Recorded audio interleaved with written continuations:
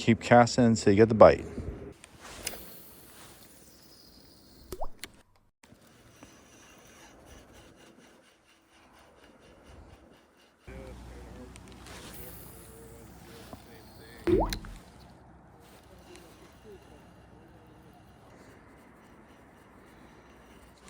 Oh, yes. There's another one. Oh. Okay. Oh.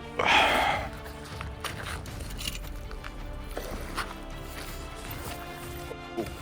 Damn. Oh. Ah. It's fine. It's 2 bites in about 10 minutes. Nice. Oh.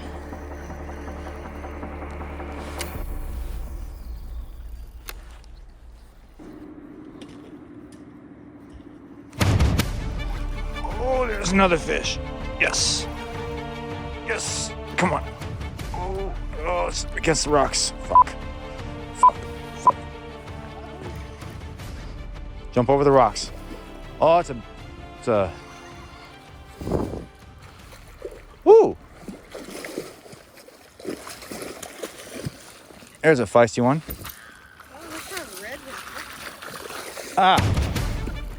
Well, that's the jig too. Oh, that's the jig. I see the teeth. It's a silver. Well, I limited out. I wasn't here for very long either. Oh, that's a chunky one. Oh, no. No, chill. Oh.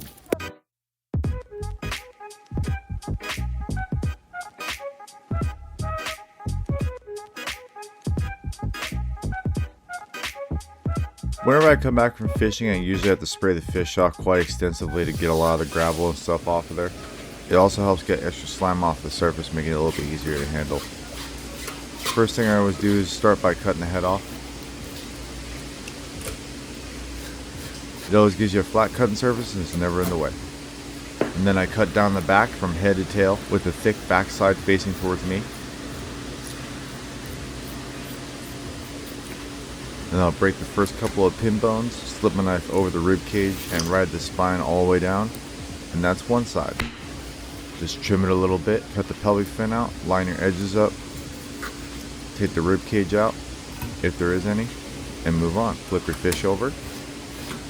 This is how I do it. Score the tail, cut on top of the dorsal fin, making sure not to cut into the table, but not cut into the meat. Break the first couple of pin bones, slip your knife over the rib cage, and ride your knife down the spine. Sometimes you break rib bones, everybody does it as you cut the fish. Sometimes the fish are in bad condition and it's unavoidable. Just trim it out, no big deal. The way some people cut salmon, they do this every single time. If you know, you know. I don't like cutting it that way because it takes way too long, especially when you have to cut 500 to 1,000 pounds of fish.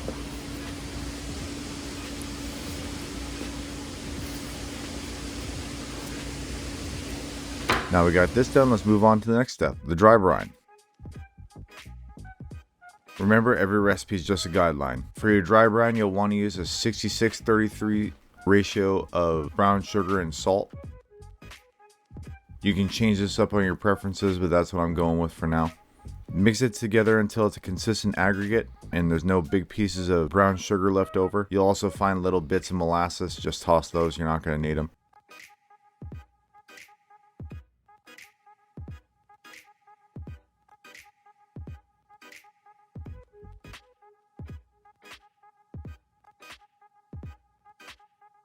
When layering your fish for the dry brine, I'd recommend using a cookie sheet or something wide so that way you can stack things up easily. I don't have that at my disposal currently, so I'm going to go with some containers from work.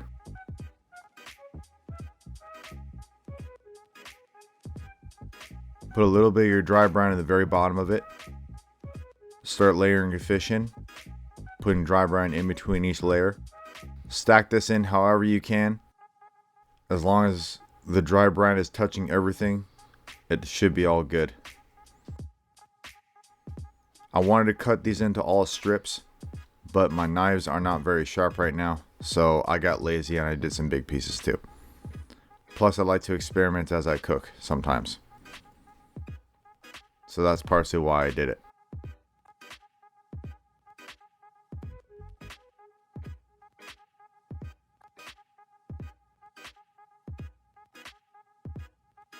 Now let these sit in your dry brine anywhere from a few hours to a day. And then we're gonna smoke it.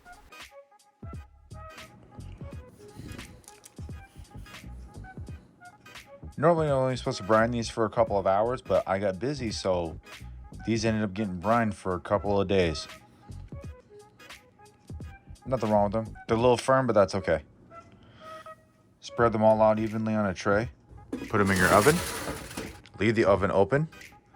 Turn on a fan.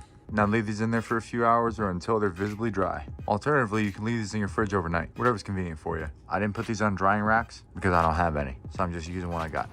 Well, these aren't perfectly dry, but it's getting late and I need to get this done. First thing we're gonna do is spray the grates with oil. I'm doing this because this is a pump up oil sprayer.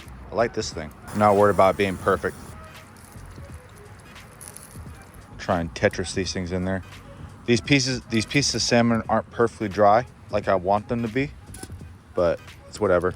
I'll try not to have these touching, but I can't make any guarantees. Being as careful as I can be, not dropping any of these things. Last thing I need is to lose any of this. Ow.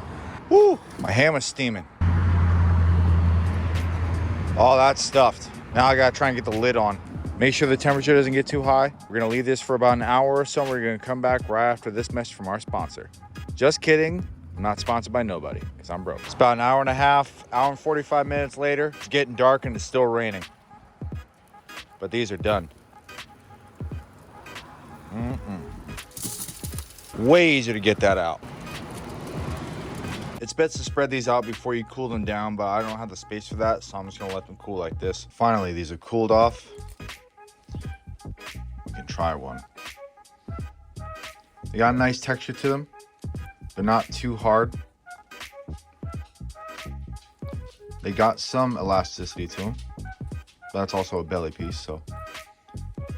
Oh, that looks good. Cheers.